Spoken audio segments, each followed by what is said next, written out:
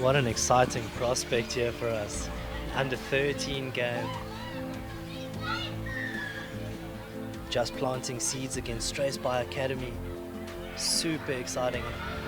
Joined by Susie Appleby, absolute legend of the rugby community, not just sevens, not just 10s, not just 15s. Susie, what an absolute pleasure to have you here, and what a pleasure to start with these talented young girls putting on a show for us. Honestly, Paul, it's unbelievable. Look at her just streaking away down the wing on her first touch of the ball on this incredible venue at this. Oh, it's just, it doesn't get any better as a young player, does it? Oh, when she's off and she's around. Oh my gosh, Paul, what an opening couple of minutes. Wow, yeah. And yes, it is a complete pleasure for me to be here with you. Susie, it's so good to have you here. And Riley Bush, off she goes for just planting seeds. What an incredible start. And Susie, enjoying your time here in South Africa? Yeah, absolutely. I've only been here once actually, and had the pleasure of playing for the Nomads against the Springbok women at the major stadium in Cape Town. So yeah, that was a long time ago. So to return to this incredible country and now be in a coaching capacity is just a dream come true. Yeah, really enjoying it. Thanks. Wonderful to have you here, Susan. Again, just wonderful to have people like you in the women's game, not just the women's game, but in the game, developing things, growing the game, and pushing it to where it's now a complete household name. Well, it's, you know, on the back of the World Cup and the success of it, obviously your women did incredibly well, and what a phenomenon it was in England. But for, you know, people like Andrea, you know, in this Rugby 10s tournament, oh my gosh, I'm going to have to stop and pause and let you talk about that. I actually run out of superlatives when I think of that little stutter step, stop start, Cheslin Colby-esque, Georgia Miller-esque, yes. Actually.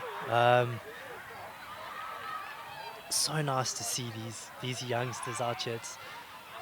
It's almost so pure, Susie, to watch them play. You know, they haven't had us in their ear yet, coaching them too much, and just this natural ability and this natural willingness to move the ball around, and also the energy of a 12 or 13-year-old. Don't you miss those days? Oh, absolutely. Well, I could only dreamt of playing in those days. I was with my brothers and my dad at the rugby club, but it wasn't kind of, you know, I'm showing my age here, but it wasn't the norm. Now these young girls and boys, they just grow up at the rugby club. Look, playing barefoot rugby, you know, and what a delight it is. But, you know, back to the point, what an incredible tournament this Rugby 10s is. You know, got under 13s here, just, you know, an incredible under 20s game. There's under 16s, under 18s, and they're living and breathing it, but it's all as, you know, different franchises. They're all supporting each other, they're clapping each other on and off the field. That's what rugby's all about, Paul. Absolutely, Susie. I'm 100% in agreement. As we see old Kelly Philander with that break down the left-hand side. Really good defense from the Struisbaai Academy team. They've been incredibly brave so far. Haven't had much of the ball, but have really kept themselves in the game through their defense. But Susie, again, you've been part of the journey, and again, you know, not to blow too much smoke, but you were a massive part of developing rugby in England to the level that it is now, and just seeing how the 15s team has not just played, but just been the shining light and been driving things in the rugby space. It must be very special to look back at being part of it and just how far rugby's come. Yeah, well, you know. Yeah, you need to talk about that young... I do. And sorry to interrupt, that's Amara Peterson there, just showing some real wheels. Really love that, the ability to straighten up, square the defender up, and then go on the outside. This Just Planting Seeds team have oodles of talent, and they're doing it with a smile on their face. Yeah, and that's the main thing. That's what I was encouraging our under-18s with the Honey Badgers this morning. What's the main thing we want to achieve today? And they were like, oh, we pass the ball and blah, blah. I said, yeah, but to play with smiles on our faces, let's really get out and enjoy it. And you can see the smiles all around the ground, Paul, because of the joy that this game brings you. But back back to your point, yes, the game is growing. Yes, England are world champions, but I think the challenge is, Lynn Cantwell came over here. She's done incredible work with your Springbok setup. And I think that is the challenge for the rest of the world to follow, but then not just to follow, to keep pushing England, pushing Canada, pushing New Zealand in 15s and 7s, and now this growing 10s game, which is awesome. And then, do you know what I mean? The rest of the world has to keep up, and then we can continue to grow. Because without it, you don't want one horse games. We want competitions now. Like, that's the joy of it. She's driven her into touch. She's getting up, and she's got a smile on her face again, Paul. She has a hug from her teammates. That was all Kelly Philander being unceremoniously dragged into touch, and a big hug there from her friend, from her teammate Farrah Johnson. And Susie, you're so right. I mean, I was looking at it this morning. I'm looking at the Springbok women's calendar this year. I think they play 11 test matches this year. It's phenomenal. It's what all of us have wanted for all this time. And as you're just getting back to the game, it starts here. As we were saying, Susie, you've been in the game of rugby, and both of us, for so long. But I can even say, when I was coaching the Springbok women in 2018, 2019, you never saw anything like this. No, you really didn't. And the academy setup that I'm witnessing going on around here, the incredible infrastructure that's being built in this city, is going to really challenge. Oh God, that powerful carry through the middle. But those kind of skills are coming from, the girls playing alongside each other, training with each other, being coached by massively strong coaching setups, strength and conditioning, all those bits, Paul, that, as young athletes, you and me were probably just running around playing whatever we did at school, loving it, but actually the fine-tuning that they're getting at this level, it's not surprising that the Springboks women, and obviously the men who've been leading the way in many of the world events, but, the women are now going to be biting at people's heels, which is just amazing to see. I love that, Susie. And just as you're saying, the exposure to all those verticals. When we played, Think We Can Laugh, when we did a pre-season, it was go for a jog and do some push-ups. But now, these youngsters being exposed to those high-performance verticals, as you discussed, you're being coached well, you're being introduced to, to nutrition and sports science and all of this. And I think for these talented young kids, I think they also grow up in a generation where they're exposed to so much more. They can take that information on a bit easier and develop through it. And to see these under-13s playing at this level as well, we've mentioned a couple of the carries from the Struisbaai team. Amazing. The skill set and ability to move from these just planting seeds players. I think it puts a big smile on our faces, knowing that these are the next generation that are going to take the game forward. But also, Paul, we're watching them on a TV screen. You and me are talking about them. That's the incredible thing. I've just come out the clubhouse, and the Bluebills women are playing in a final on TV. Now, it's a brilliant game that's going on down there. That's a brilliant run to match it down the edge there. Kelly Philander again in space, very dangerous. Well, you don't want to give her space, do you? Wow, the pace you can put on the ball. But look at the attack in formation, because everyone was in support, and they want to be there. They're ready to play, and it's that energy and readiness to play, Paul, that is, well, energizing for me. I'm going to use the same word, because energy brings energy, success brings confidence. Confidence grows everything, as we know. And look, she's on it again. There's no stopping these girls. Well, apart from there is, with a double shot tackle, which was amazing. So they're prepared to play both sides of the ball, Paul. They don't just want to carry the ball. They want to get after you and put a big shot on you. But now look at this movement to space. Out into her hands. Yes, she's pulled down, but look at the confidence to place it back with a really good technique. And those are the little components. Now, can she find the space on the right-hand side? And I think that's the next bit, the next level, where they are able to identify the space, but more importantly, to call the space in from outside to in, so that if they haven't seen, wow, look at that show and go then. But if they haven't seen the space themselves, they have the confidence to go, come on, let's move the ball to this space over here. And that's how they will grow and understand the whole game. Absolutely, Susan. I just love what you mentioned then. I mean, really big compliments must be paid to Shirazan Fortune, who's the coach of this Just Planting Seeds. We've seen them on attack, but just something like that, being able to long place as you were saying, to be able to fight on the ground. It's something that we see professional players still struggling with. And yeah, under 13 girls, knowing I go to ground, I fight back to where my cleaner or sealer is coming from. And as you said, it just shows, and that's a huge part of the development of any player, you know, girl or boy, how well you coach, and are you coach the fundamentals and the basics well? Yeah. And you can see they are. I mean, even the tackle technique for these under 13 girls, I've been so impressed. And unfortunately, Philander's put a foot in touch. But if anybody deserved a try in this first half, it was Kelly Philander. And as we go into halftime of this real spectacle of a game, Susie, really enjoyed our discussion. But again, as you're saying, the Struisbaai Rugby Academy not really had much opportunity with ball in hand, but from a defensive perspective, just shown such bravery. Absolutely, and this is the interesting bit, isn't it, Paul? They're young players, like you said, their skills are good. You can see them in the huddle. But as you and I know from the sevens world, it's a very short turnaround. And what messages can players absorb in this short conversation? You can see the coach now animated, and you know, you have to almost contain your emotions, don't you? Because there's 10 players, 15 players in front of you, or tired and they've been working really hard, and it's probably a message in attack and a message in defence that can be absorbed realistically. I don't know if you agree, but you know, the game is changing all the time, isn't it? But realistically, you know, you've done all your work in the week.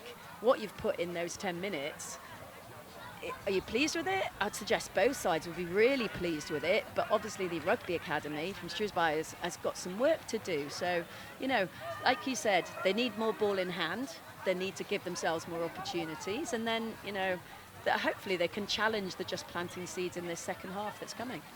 Suze, that's so insightful, and I agree with you completely. I almost have started to believe now in the coaching realm, simplicity is a superpower.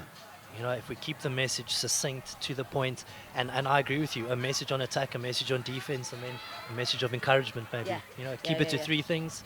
That's it, keep it simple. And I love what you said earlier. I mean, I just look at, that's pure enjoyment. Yeah. And also, again, just a huge shout out to the coaches. You know, for me, you know, even you know, being a parent, I'm still not the most patient person in the world. So to have people who just are so invested in the development of these young children and the energy they're showing, you know, the sacrifices they make for these kids and with these kids, very special to see. Yeah, it really is. But if you kick the ball to a big strong runner like that, you're going to be into a defensive set straight away. But look at the defensive setup now. You know, they're spread across the field, they're confident, don't quite get off the line hard enough, but the desire to be there, and look at the shape, as I said, across the field is very evident. There's work been done there. There certainly has, and again, going back to the bravery of the just planting seeds, they're giving quite a bit away size-wise, but they're willing to get stuck in. They're making those first-time tackles, and as I say, that's a very nice break from Struisbaai, who've been threatening all game. They really deserve to put some points on the board. Again, brave Maisie defense. run, wasn't it? Maisie breaking down off her left, off her right foot, but just couldn't quite connect the supporting pass. And I think that's the next step, isn't it?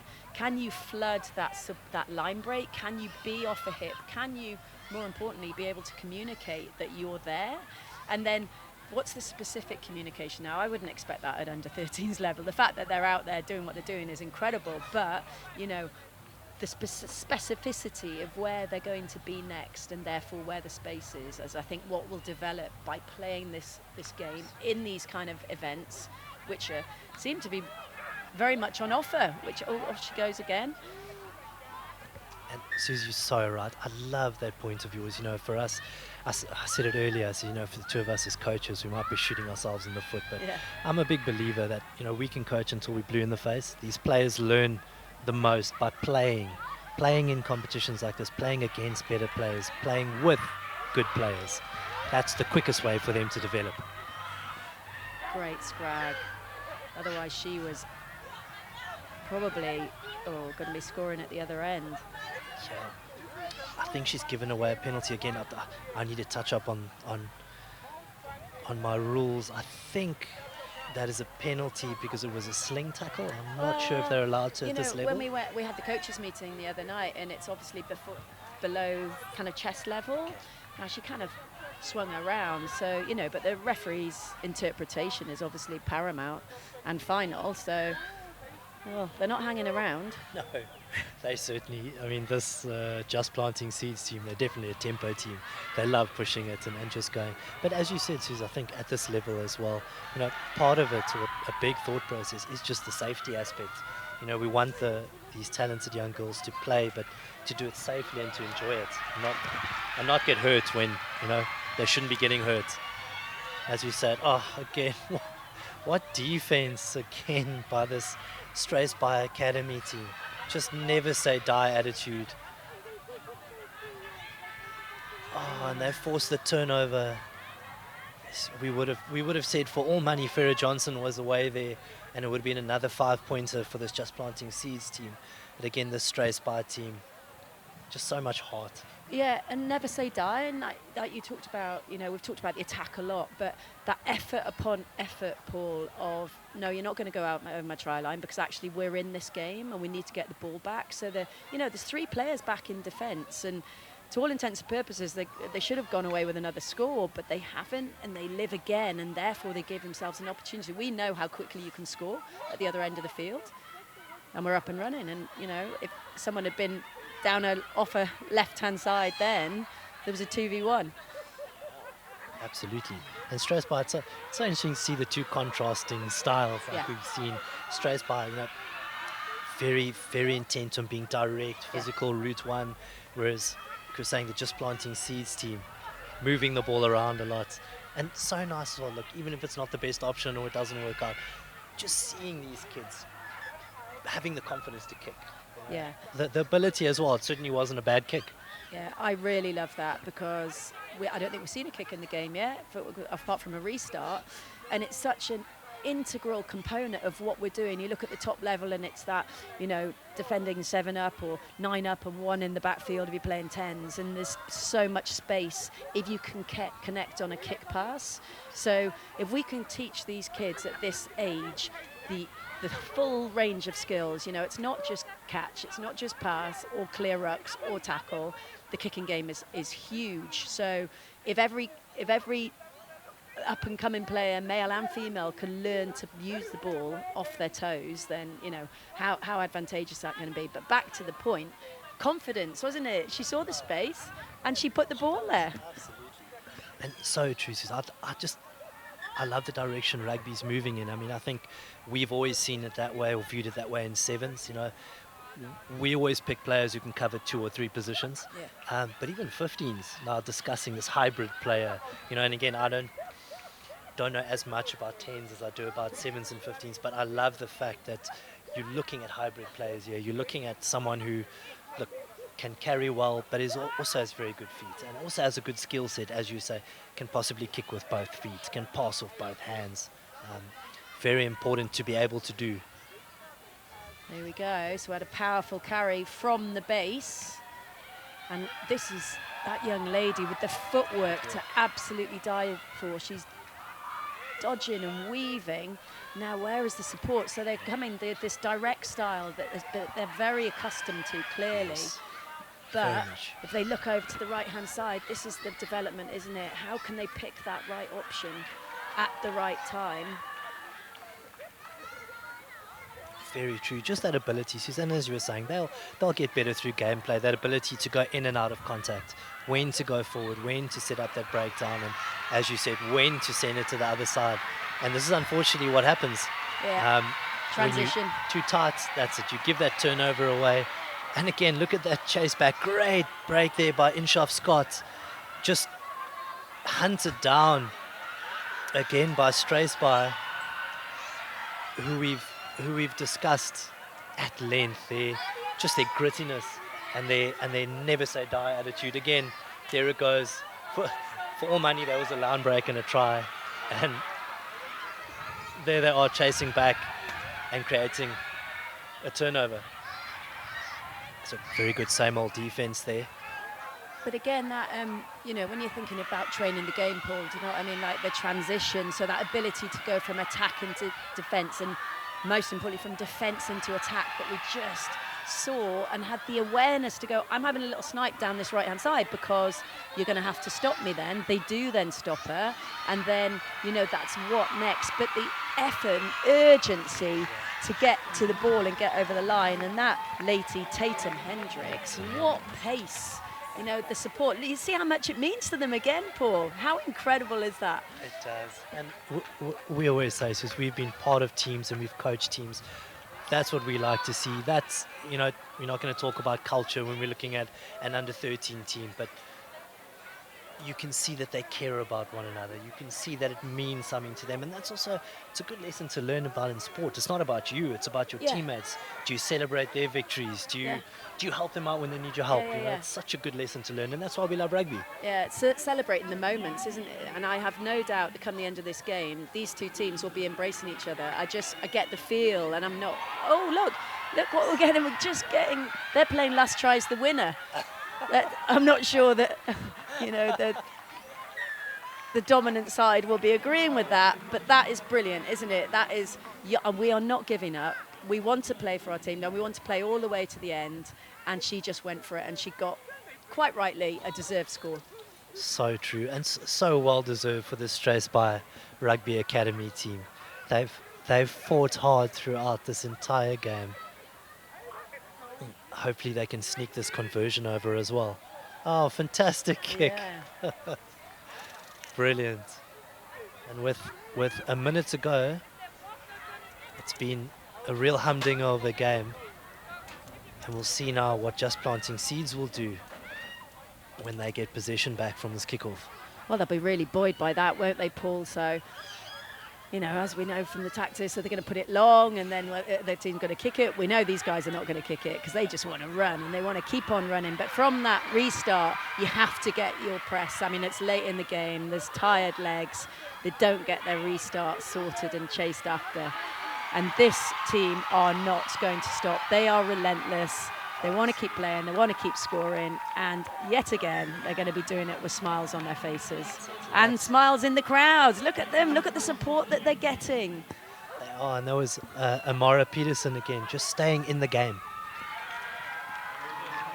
Staying in the game. She is the talented young girl who made that initial break, got the offload away, and then just that ability, that second effort to stay in the game, get the ball back, and then score the try. And you said it, Suze, I was just having a big smile. There was no way they were going to slow the game down and run the clock down. They were going to go for it. You see these guys on the restart, and you look at those really important points. They kicked the ball, they kicked it to the 10, they've identified an opportunity, but most importantly, the whole team were in support. Little knock on there, but, you know, kick the ball to an area where you can get your defensive setup organised, and then, you know, you give yourselves an opportunity to get it straight back. But as we said, Paul, what a game. Look at what it means. You know, it's game one in a massive day coming, or 2 days coming, which